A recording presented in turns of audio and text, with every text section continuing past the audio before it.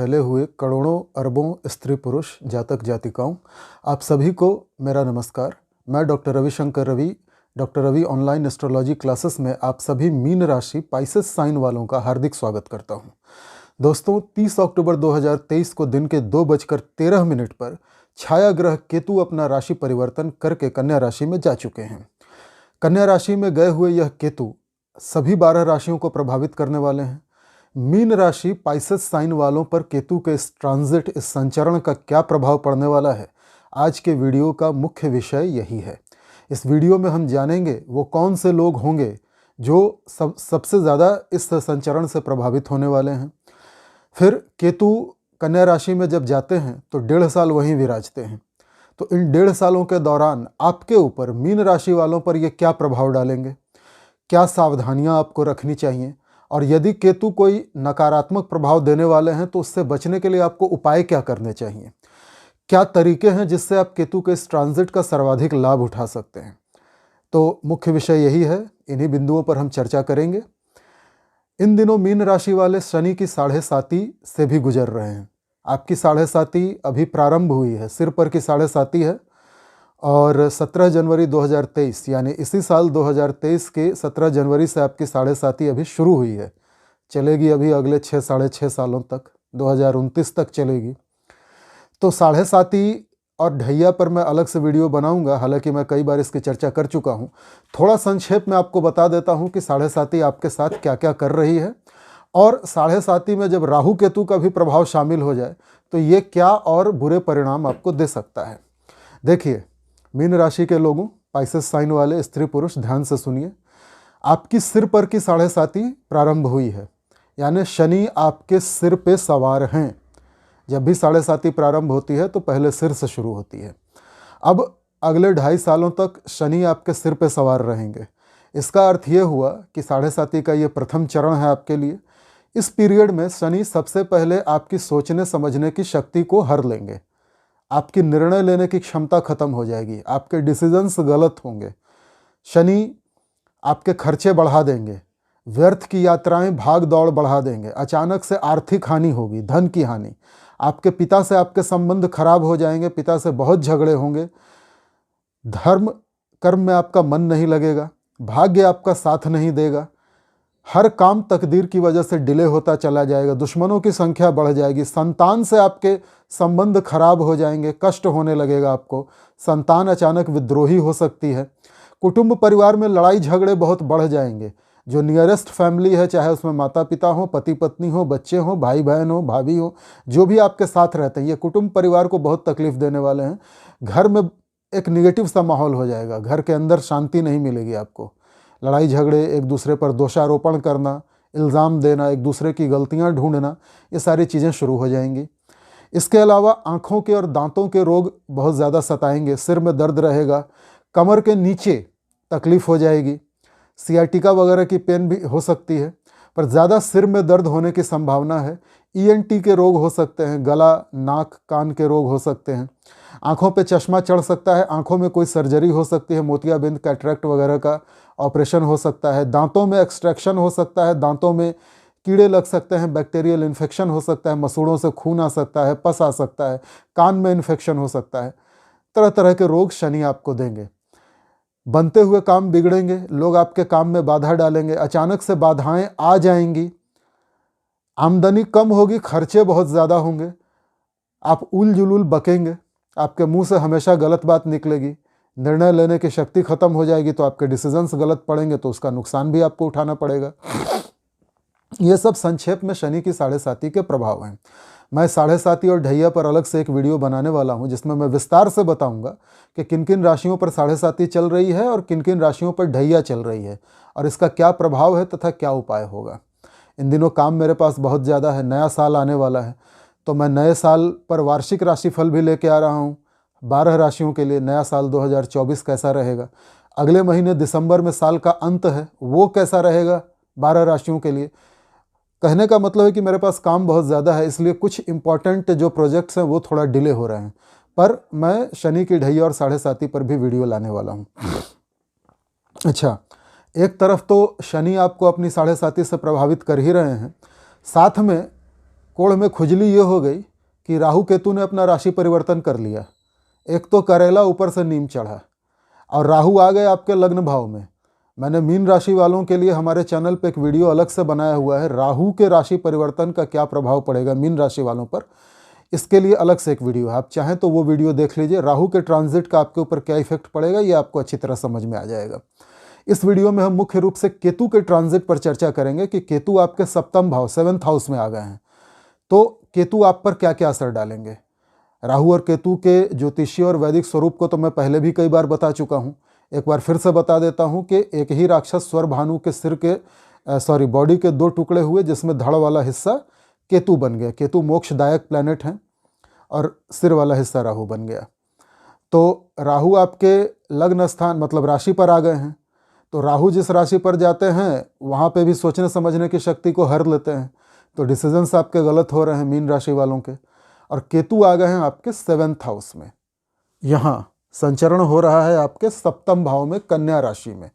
कन्या राशि वैसे तो प्योरिटी की राशि है, शुद्धता पवित्रता की राशि है, पर कन्या राशि दूसरों की गलतियां निकालने की भी राशि है, छिद्रान्वेषण भी होता है। मैं पहले भी अपने कई वीडियोस में बता चुका हूं। आप कमियां ढूंढने लगेंगे, किसमें? जिस भाव में केतु बैठा है। केतु बैठा है पति पत्नी के भाव में, वैवाहिक जीवन के भाव में। सप्तम स्थान व्यापार का स्थान होता है, पार्टनरशिप का स्थान होता है। जब मैं भावों के ऊपर वीडियो बना रहा था तो मैंने एक विस्तृत वीडियो सप्तम भाव पे भी बनाया है, जो मेरे चैनल पे उपलब्ध है। यदि आप चाहें तो मेरे उस पुराने वीडियो को देख लें, तो आपको ये वीडियो अच्छे से समझ में आ जाएगा। तो आज हम इसी पर चर्चा करने वाले हैं। आगे बढ़ने से पहले 2 सदाबहार विनम्र निवेदन करना चाहूँगा। यदि आप डायरेक्ट मेरे इसी वीडियो पे आए हैं तो कृपया मेरे चैनल पे अब तक जो पुराने वीडियोस पड़े हुए हैं आप उनको भी देख जाइए। उसमें कई सारी ऐसी बातें हैं जिनकी चर्चा इस वीडियो में होगी, तो आपको ये वीडियो अच्छे से समझ में आएगा। और दूसरा निवेदन ये है कि यदि आपने अब तक हमारे चैनल को लाइक और सब्सक्राइब नहीं किया है तो कृपया अब कर लीजिए। यदि आपने अब तक बेल आइकॉन के बटन को नहीं दबाया है, ऑल का ऑप्शन टच नहीं किया है, तो कृपया अब कर लीजिए। यदि आपने अब तक हमारे चैनल के बारे में अपने दोस्तों मित्रों रिश्तेदारों को नहीं बताया है तो कृपया अब बता दीजिए। यदि आपने अब तक हमारे चैनल को social media accounts Facebook, Instagram, Twitter, Telegram, WhatsApp इत्यादि पे अपने ग्रुप्स में शेयर नहीं किया है तो कृपया अब कर दीजिए, ताकि अधिक से अधिक लोग हमारे वीडियोस देखें और केतु के इस ट्रांजिट का मैक्सिमम बेनिफिट लें और केतु के निगेटिव इफेक्ट से खुद को बचा सकें। तो चलिए इसी के साथ प्रारंभ करते हैं और जानते हैं कि वो कौन से लोग होंगे जो केतु के इस ट्रांजिट से सबसे ज़्यादा प्रभावित होंगे। देखिए, मीन राशि के अरबों खरबों लोग पूरी दुनिया में भरे पड़े हैं, मेल और फीमेल। ये जो प्रेडिक्शन मैं दे रहा हूँ ये जनरल प्रेडिक्शन है, चंद्र गणनाओं पे आधारित है, इसलिए सभी अरबों खरबों लोगों पर एक जैसा प्रभाव नहीं पड़ेगा, एक जैसा ये घटित नहीं होगा। क्यों घटित नहीं होगा?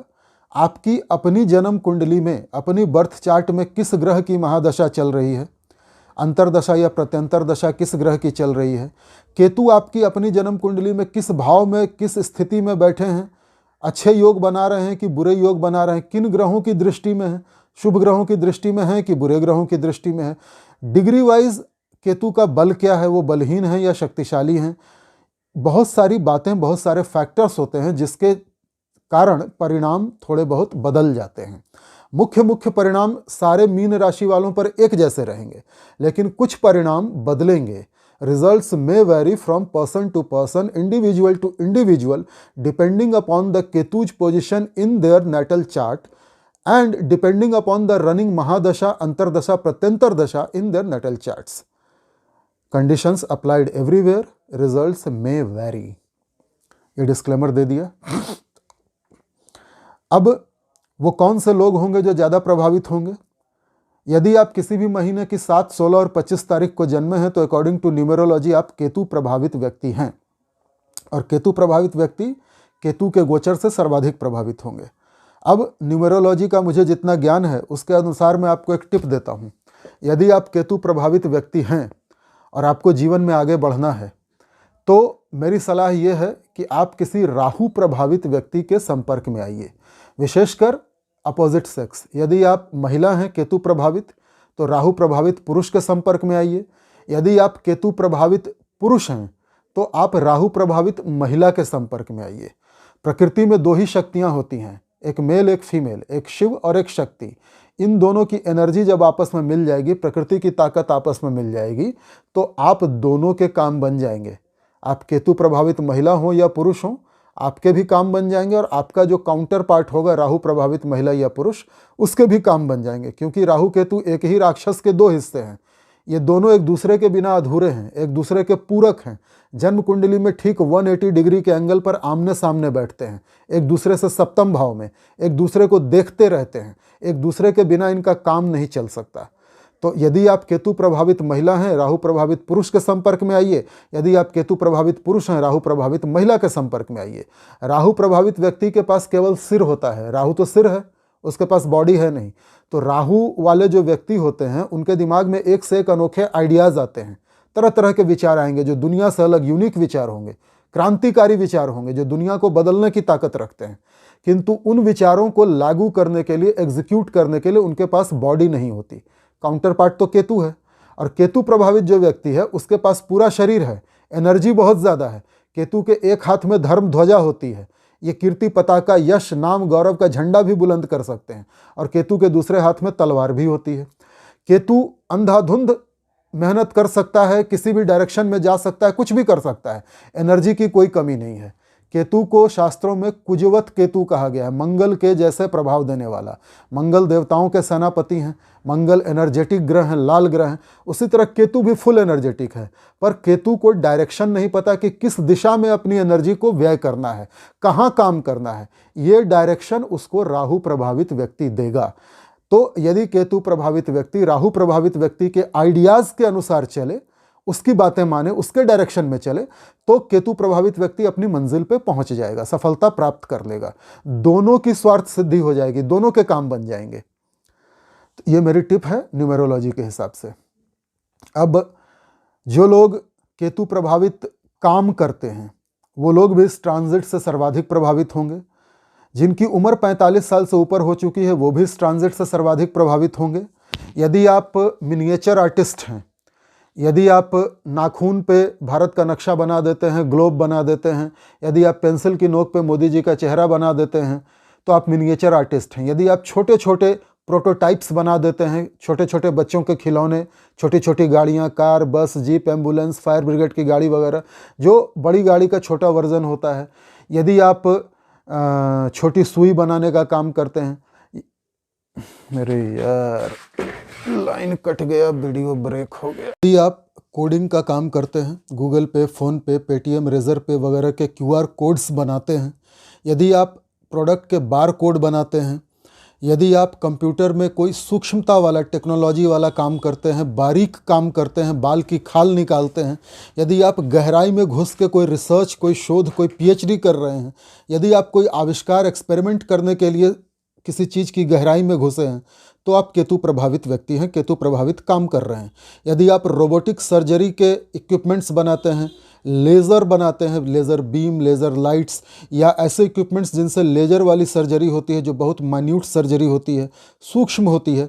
यदि आप दवाइयों का काम करते हैं और कुछ ऐसी दवाइयाँ बनाते हैं जो बहुत छोटी छोटी नैनो पार्टिकल से बनती हैं, वैक्सीन्स वगैरह, तो भी आप केतु प्रभावित व्यक्ति हैं।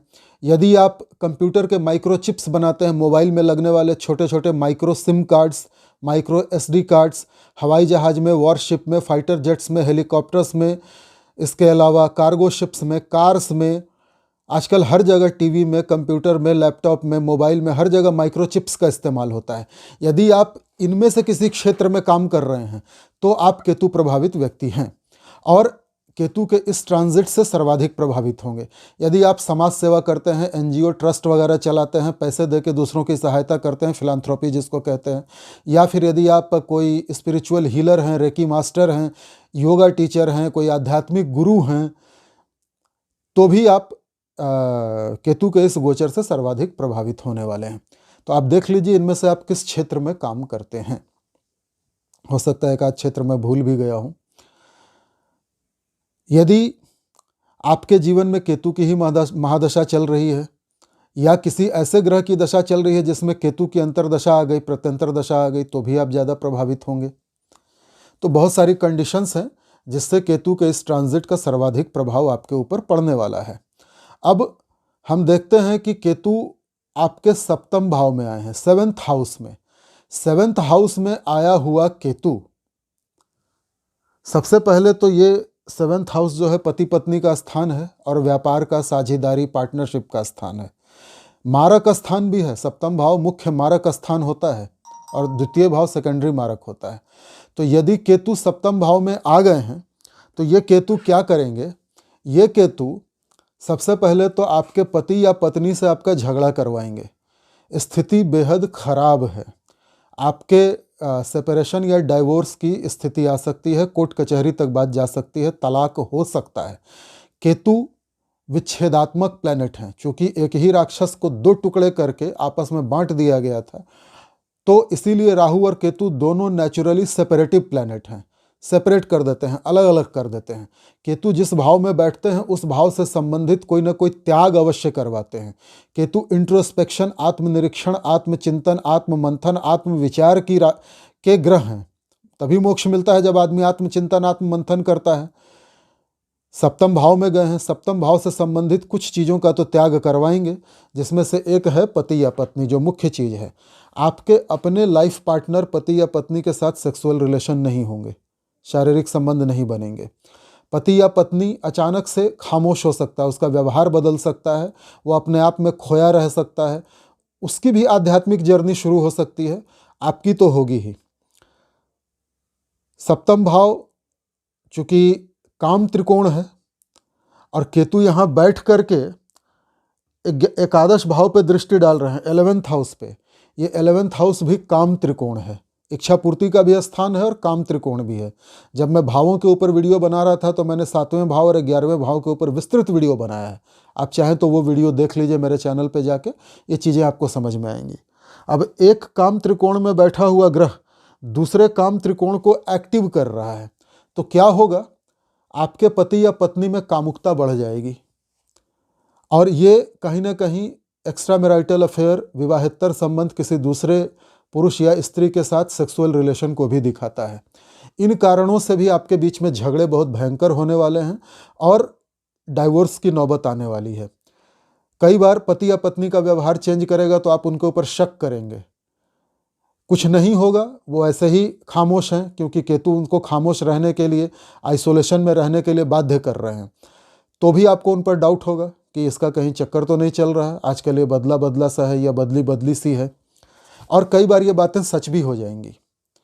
केतु धोखेबाजी के भी प्लैनेट हैं, तो आपको जीवन साथी से धोखा मिलने की पूरी उम्मीद है। सीधा सीधा राहु यहाँ बैठे हुए मीन राशि में आपकी राशि पर ही और सीधी दृष्टि दे रहे हैं। राहु की दृष्टि सप्तम भाव पे पड़ना मतलब विवाहित जीवन का भंग हो जाना, ये भी इशारा कर रहा है। आपके कुछ निर्णय भी गलत होने वाले हैं, तो विवाहित जीवन तो डिस्टर्ब होने वाला है बहुत ही बुरी तरह से। सेपरेशन, डाइवोर्स जैसी स्थितियां बनने वाली हैं, कोर्ट कचहरी तक बात पहुंचने वाली है। मैरिड लाइफ के लिए ये चीज़ बिल्कुल भी ठीक नहीं है। केतु का सप्तम में आना, केतु का सप्तम में आना व्यापार की दृष्टि से भी ठीक नहीं है।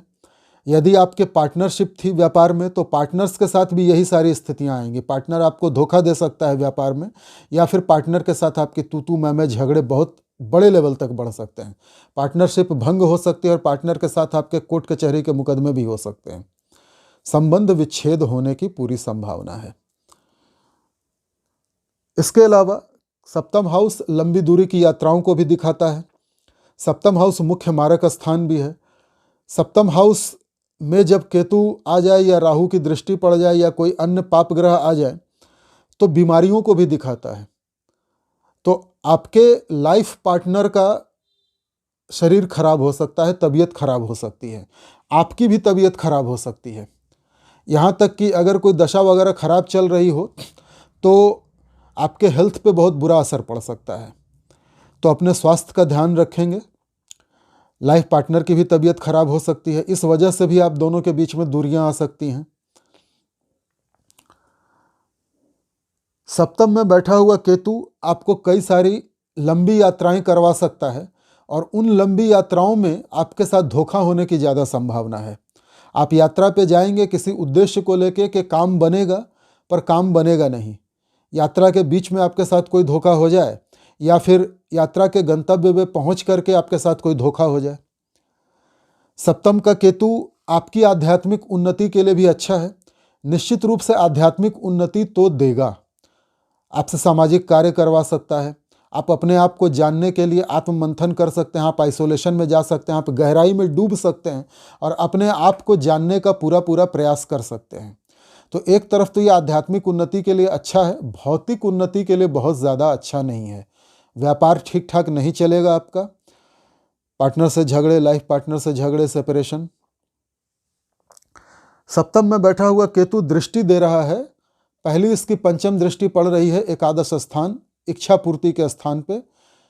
जो हम नेटवर्क खुद तैयार करते हैं बड़े होने के बाद, जो मित्र मंडली हम बनाते हैं, वो एकादश स्थान है। बड़े भाई बहनों का भी स्थान है, काम त्रिकोण भी है। तो 11th पे किसी भी गर्म ग्रह की जब दृष्टि होती है तो वो अच्छी होती है। मैं पहले भी अपने कई वीडियोस में बताता आया हूँ कि तृतीय, षष्ठ और एकादश ये त्रिक भाव या त्रिषडाय स्थान कहलाता है। जब इस पे कोई उष्ण ग्रह बैठ जाए इसमें आके, या फिर उष्ण ग्रह की दृष्टि पड़ जाए, तो ये आमदनी के लिहाज से तो अच्छा होता है। तो केतु आपके एकादश पे दृष्टि डाल रहे हैं तो आपके फ्रेंड सर्किल से आपकी आमदनी तो करवाएंगे, कुछ भौतिक सुविधा तो आपको अवश्य देंगे, किंतु अटक अटक के, पैसा जो है रुक रुक के आएगा, ब्रेक हो के आएगा। इनकम में धोखे की भी संभावना है, केतु बाधक ग्रह भी बनते हैं। तो एक बार में आपका व्यापार बढ़ेगा, आपकी आमदनी बढ़ेगी, पर एक बार में एक फ्लो में पैसा नहीं आएगा, पार्ट पार्ट पेमेंट में आएगा। और कई बार तो पैसा आएगा ही नहीं, लोग आपसे काम करवा लेंगे और आपको पैसा नहीं देंगे, धोखा दे जाएंगे आपको। आपकी मित्र मंडली में या जो जनसंपर्क आपने खुद तैयार किया है, जो नेटवर्क आपने खुद तैयार किया, उसमें कई सारे लोग आपसे काम करवाने के बाद आपको पैसा नहीं देंगे, धोखा दे जाएंगे। अपने बड़े भाई बहनों से आपके संबंध खराब होने की पूरी संभावना है। झगड़े झंझट होंगे, कुछ प्रॉपर्टी के विवाद को लेकर, कुछ आमदनी को लेकर के बड़े भाई या बहनों से निश्चित झगड़े होंगे। या आपके सर्कल में कोई ऐसा व्यक्ति हो, कोई ऐसी महिला हो जो बड़े भाई बहन जैसा हो, आपसे उम्र में बड़ा हो, उससे संबंध खराब होंगे। हालांकि केतु यहाँ बैठ करके आपकी इच्छाओं की पूर्ति करवाएंगे, पर वही टुकड़े टुकड़े में करवाएंगे, एक बार में नहीं होगा कुछ भी। काम त्रिकोण है, निश्चित घर के बाहर जो सर्कल आपने बनाया उसमें आपके शारीरिक संबंध बन सकते हैं, चाहे आप मीन राशि के महिला हो या पुरुष हो। किसी अन्य से, पति पत्नी से तो नहीं बनेंगे, किसी अन्य से आपका एक्स्ट्रा मैरिटल अफेयर हो सकता है, या वन नाइट स्टैंड जैसी भी कोई बात हो सकती है, कैजुअल रिलेशन। सीधा सीधा सप्तम दृष्टि जा रही है आपकी राशि पर। यह फिर से दिखाता है कि आपकी आध्यात्मिक उन्नति तो अवश्य होने वाली है। आप डिटैच तो जरूर होंगे सांसारिकता से, घर बार से, विवाहित जीवन से, किंतु राशि में बैठे हैं राहु, और राहु केतु जैसा मैंने शुरू में बताया कि एक दूसरे से 180 डिग्री पे बैठते हैं और एक दूसरे के अपोजिट नेचर रखते हैं। तो राहु जहां भोग है, केतु योग है। राहु भुक्ति है, केतु मुक्ति है। राहु भौतिकता है, केतु आध्यात्मिकता है। अब विडंबना ही यही है कि राहु केतु एक दूसरे के आमने सामने बैठते हैं, और हर राशि का व्यक्ति राहु और केतु के बीच में संतुलन बनाने में ही अपना सारा समय निकाल देता है। तो अगले 18 महीनों तक, जब तक राहु केतु एक दूसरे के आमने सामने हैं राशि में और सप्तम में, तो राहु क्या करेंगे, अनंत इच्छाएं हैं, एक्सपेंडेबल ग्रह है, विस्तारवादी, अनलिमिटेड विस्तार देते हैं, भोग के ग्रह हैं। तो कभी तो आपका मन करेगा कि आप सारी इच्छाएं पूरी कर लें, सारे सुख सुविधा के साधन जुटा लें। राहु स्वार्थी होता है, मतलबी होता है, परिस्थितियों को ताड़ लेता है, बहुत जल्दी समझ लेता है। तो आपके मन में कई बार स्वार्थ की भावना भी आएगी, कई बार मतलब से भी आप किसी से मिलेंगे, अपना संपर्क बढ़ाएंगे, और कई बार आपको लगेगा कि ये सारी बेकार की चीज़ें हैं, छोड़ो इनको, और ईश्वर की शरण में चलते हैं और आध्यात्मिकता में लगते हैं। तो कभी भौतिकता, कभी आध्यात्मिकता, कभी भौतिकता, कभी आध्यात्मिकता, दोनों के बीच में बैलेंस बनाते हुए आपका अगला 1.5 साल गुजरने वाला है। या ये भी कह लें कि आप कंफ्यूज रहेंगे, बुरी तरह से मति भ्रम की स्थिति रहेगी। राहु जब सिर पे सवार होता है तो मति भ्रम देता है, क्या करें क्या ना करें। इसी उधेड़ बुन में आपका बड़ा लंबा समय गुजरने वाला है। शनि की 7.5 है ही, तो वो मति भ्रम दे ही रही है। रोग, जब केतु की दृष्टि पड़ रही है राशि वाले स्थान पर, राहु विराजमान है, तो पुरुषों को प्रोस्टेट के, किडनी के स्टोन, गॉल ब्लैडर के स्टोन, प्रोस्टेट की बीमारियां, इंटेस्टाइन में इन्फेक्शन, पेट में इन्फेक्शन, इम्यूनिटी का वीक हो जाना, शरीर की इम्यूनिटी कमज़ोर हो जाना, ये सारी बीमारियां देंगे। सिर दर्द, माइग्रेन वगैरह देंगे। केतु माइक्रो सर्जरी के कारक होते हैं। तो बहुत सारे पुरुषों का जिनकी उम्र 60 साल से ऊपर हो चुकी है, उनका प्रोस्टेट का ऑपरेशन हो सकता है। उनके गॉल ब्लैडर में या किडनी में स्टोन आ सकता है, पत्थर, जिसका सर्जिकल रिमूवल हो सकता है। महिलाएं जो हैं उनको पीसीओडी की समस्या हो सकती है, पॉलीसिस्टिक ओवेरियन सिंड्रोम। पीरियड्स के इरेगुलर क्रैम्प्स आ सकते हैं, पीरियड्स के प्रॉब्लम हो सकते हैं। उनका यूट्रस रिमूवल हो सकता है, सर्जिकल रिमूवल, या यूटीआई की बीमारियां हो सकती हैं। चूंकि ये सप्तम स्थान संभोग का स्थान भी है ना, गुप्त अंगों को भी दिखाता है, तो महिलाओं में यूरिनरी ट्रैक्ट इन्फेक्शन हो सकता है, मूत्र मार्ग का संक्रमण जो उनके यूट्रस तक पहुंच जाए, गर्भाशय तक, और फिर उसकी दवाइयां अगले 18 महीनों तक चलती रहें, या फिर सर्जरी करके डॉक्टर आपका गायनेकोलॉजिस्ट आपका यूट्रस ही रिमूव कर दे। सेम वे में पुरुषों के साथ भी हो सकता है, उनके भी मूत्र मार्ग में संक्रमण हो सकता है जो उनकी किडनी को इफेक्ट कर जाए, या फिर उनके प्रोस्टेट का तो प्रॉब्लम हो ही सकता है जिसका सर्जिकल रिमूवल हो। केतु छोटी मोटी सर्जरियां भी देते हैं, ऑपरेशंस देते हैं। इस केतु की नवम दृष्टि पड़ रही है आपके तृतीय भाव पे, थर्ड हाउस पे। फिर मैं कहूँगा थर्ड हाउस में गर्म ग्रह, उष्ण ग्रह का बैठना या दृष्टि देना बहुत अच्छा होता है। तो तृतीय हाउस पे जब दृष्टि पड़ेगी केतु की, तो आपका पराक्रम, पुरुषार्थ, साहस तो बढ़ेगा।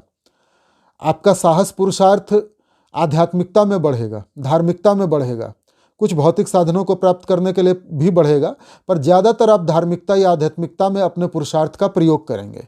छोटी दूरी की यात्राएं होंगी जो अगर धार्मिक दृष्टि से हुई तो लाभदायक होंगी, सफल होंगी, किंतु यदि व्यावसायिक दृष्टि से हुई तो वो यात्राएं सफल नहीं होंगी। छोटे भाई बहनों से संबंध खराब होने की पूरी संभावना है। झगड़े, झंझट, विवाद होंगे छोटे भाई बहनों से। ENT के रोग हो सकते हैं, ईयर, नोज, थ्रोट, गला, कान और नाक, इसका कोई डिजीज हो सकता है। गले में इन्फेक्शन हो सकता है, कान में इन्फेक्शन हो सकता है, पस आ सकता है, नाक में कोई इन्फेक्शन हो सकता है, कोई छोटी मोटी सर्जरी हो सकती है, साइनस की प्रॉब्लम हो सकती है, टॉन्सिल की प्रॉब्लम हो सकती है, और कान, नाक, गले में कोई छोटी सर्जरी भी हो सकती है, कोई ऑपरेशन भी हो सकता है। तो ये थी केतु की दृष्टियों का प्रभाव, ये सारा कुछ था। अब केतु के उपाय देखिए। केतु को प्रसन्न करने का जो सबसे बढ़िया उपाय है, या केतु के नकारात्मक प्रभावों से बचने का, सबसे पहले तो आपको गणेश भगवान की शरण में चले जाना चाहिए। गणेश जी का भी सिर नहीं है और केतु का भी सिर नहीं है। गणेश जी के हाथी का सिर लगा था, तो आप गणपति महाराज को बुधवार के बुधवार हरी दूर्वा और हरी मूंग अवश्य चढ़ाइए। 2 लड्डू साथ में अवश्य चढ़ाइएगा। गणेश जी मोदक प्रिय होते हैं। और वहीं बैठ करके गणेश जी के सामने गणपति अथर्व शीर्ष का पाठ करिए। संस्कृत में है, यदि आपका उच्चारण सही है तो आप गणपति अथर्व शीर्ष का पाठ अवश्य करें। अगर नहीं कर सकते तो गणेश जी के किसी मंत्र का जाप कर लीजिए। ओम लंबोदराय नमः, ओम एकदंताय नमः, ओम वक्रतुंडाय नमः, ओम गंग गणपतये नमः, ओम गणेशाय नमः। इनमें से किसी एक मंत्र की एक माला रोज जाप कर लीजिए अगले 18 महीनों तक। ये नहीं हो सकता तो गणेश गायत्री का पाठ कर लीजिए। ओम एक दंताय विद्महे वक्रतुंडाय धीमहि तन्नो दंती प्रचोदयात, ये गणेश गायत्री है, इसका जाप कर लीजिए। ये भी नहीं कर सकते तो गणेश चालीसा पढ़ लीजिए जो हिंदी में आती है। ये भी नहीं कर सकते तो जय गणेश देवा नाम की जो आरती आती है वो कर लीजिए। गणेश जी की शरण में रहिए। किसी किन्नर को हरी साड़ियाँ, हरी चूड़ियाँ, हरे वस्त्र दान कर दीजिए। गायों की सेवा कीजिए, गायों को हरा चारा खिलाइए। इससे बुध, राहु, केतु, शनि सब काबू में आ जाएंगे। काली गाय को अवश्य हरा चारा खिलाइए। 7.5 चल रही है शनि की, राहु और केतु की भी समस्या है। शिव जी पर दूध अर्पण कीजिए। दूध में शहद, काला तिल, बेलपत्र, भांग, धतूरा, ये चीज़ें मिला करके शिव जी को अर्पण कीजिए। फिर पानी से भी अभिषेक कीजिए। इसके बाद शिव रुद्राष्टकम का पाठ करिए, शिव तांडव स्रोत का पाठ करिए, रुद्री का पाठ करिए। और कुछ नहीं हो सकता तो शिव चालीसा का पाठ कर लीजिए।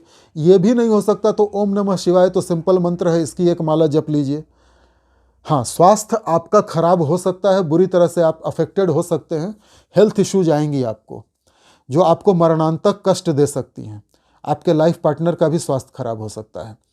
तो ऐसी स्थिति से बचने के लिए आपको महामृत्युंजय मंत्र की एक माला का अवश्य जाप करना चाहिए। इसके अलावा शिव जी के मंदिर में झाड़ू लगाइए, ड्योढ़ी साफ कीजिए। काले रंग का कुत्ता, उसको रोटी और बिस्किट खिलाइए। 2 रंग का कुत्ता, चितकबरा कुत्ता जो होता है, लाल किताब वालों ने केतु को कुत्ता कहा है, तो चितकबरा जो होता है कुत्ता 2 कलर का, काला सफ़ेद, काला पीला, इस तरह के जो कुत्ते होते हैं उनको आप अवश्य बिस्किट खिलाइए, रोटी खिलाइए, केतु प्रसन्न रहेंगे। गाय भी 2 रंग की आती है, उनकी भी सेवा करिए, केतु प्रसन्न रहेंगे।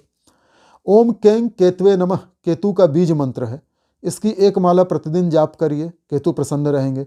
संध्या समय 6 बजे के पश्चात राहु केतु शनि का टाइम होता है, इस समय मंत्र जाप करेंगे, अधिक लाभ मिलेगा। राहु के उपाय तो मैं बता ही चुका हूं आपको, शनि के उपाय शनि की 7.5 वाले वीडियो में विस्तार से बताऊंगा, फिर भी बता देता हूं। एक उपाय तो शिव जी का हो गया, दूसरा हनुमान जी की शरण में चले जाइए, शनि प्रसन्न रहेंगे। तो ये थे केतु के उपाय। अगर मेरी बताई हुई बातें आपके ऊपर सटीक बैठती हैं, आपसे मैच करती हैं, मेल खाती हैं, आपको लगता है कि ये तो मेरे लिए ही इन्होंने बताया है, तो मुझे कमेंट करके अवश्य बताइएगा। और एक जानकारी देना चाहता हूँ, यदि ये जो मैंने बताया ये जनरल प्रेडिक्शन था, मीन राशि के अरबों खरबों लोग हैं और मैं आप में से हर एक की कुंडली नहीं देख पा रहा हूँ। आपके जीवन में क्या दशा चल रही है उसके अनुसार परिणाम बदलेंगे, और आपको अपनी कुंडली पढ़ना आता नहीं। तो यदि आप अपनी जन्म कुंडली का विश्लेषण करवाना चाहते हैं कि इंडिविजुअल आपके लिए, खास करके विशेष तौर से आपके ऊपर इस गोचर का क्या प्रभाव पड़ेगा आपकी जन्म कुंडली के हिसाब से, तो आप चाहें तो मुझसे भी अपना विश्लेषण करवा सकते हैं। स्क्रीन पे जो व्हाट्सएप नंबर आएगा उस पर आप मैसेज दीजिए, कृपया संदेश भेजिए, मैसेज दीजिए, कॉल मत करिएगा, कॉल का जवाब देना संभव नहीं होता। मैसेज करिए, हमारा स्टाफ आपको सारी प्रक्रिया बताएगा। हाँ, वो सर्विस वो पेड होगी, सशुल्क होगी। यूट्यूब तक सब कुछ फ्री है, यूट्यूब के बाहर सब कुछ चार्जेबल है। और एक जानकारी, हमारे चैनल पे ज्वाइन का बटन आता है जो मेंबरशिप के लिए हमने ओपन किया है। यदि आप चाहें तो हमारी 3 तरह की मेंबरशिप है, तीनों में से कोई एक आप ले सकते हैं। जय जगदम्बे, जय गौरी शंकर, जय नवदुर्गा, तीनों में से कोई एक आप लीजिए। मैं आपके कमेंट्स का उत्तर दूंगा डायरेक्ट। अपने मेंबर्स के लिए मैं स्पेशल वीडियोस बनाऊंगा जो पहले मेरे मेंबर्स देखेंगे, बाद में पब्लिक होगा। और जो हमारा टॉप का मेंबरशिप लेगा, जय नवदुर्गा, उसके लिए, ऐसे लोगों के लिए एवरी संडे 3 से 4 बजे के बीच मैं एक प्रश्न का उत्तर मुफ्त में दूंगा जो वो व्हाट्सएप के जरिए मुझसे पूछ सकते हैं। तो ये थी मेंबरशिप की जानकारी। सुपर थैंक्स का भी ऑप्शन आता है, आप चाहें तो वो भी ले सकते हैं, उसका पैसा चैरिटी में जाता है। तो चलिए, इन्हीं शब्दों के साथ ये आखिरी राशि का केतु का गोचर मैंने बता दिया। मैं नए साल में, नया साल 2024 कैसा रहेगा, 12 राशियों के लिए राशिफल लेके जल्द ही आने वाला हूँ। कृपया आप वो वीडियो भी देखें, तो नया साल आपको कैसा जाएगा ये समझ में आ जाएगा। अगला महीना, साल का अंत कैसा रहेगा, इस पर मैं वीडियो बना रहा हूँ, मीन राशि वालों के लिए भी बनाऊंगा। कैसा रहेगा साल 2023 का अंत मीन राशि वालों के लिए, 100% सटीक भविष्यवाणी, वो भी आप अवश्य देखेंगे, जल्द ही अपलोड करूँगा। चलिए, इन्हीं शब्दों के साथ विदा लेता हूँ। नमस्कार।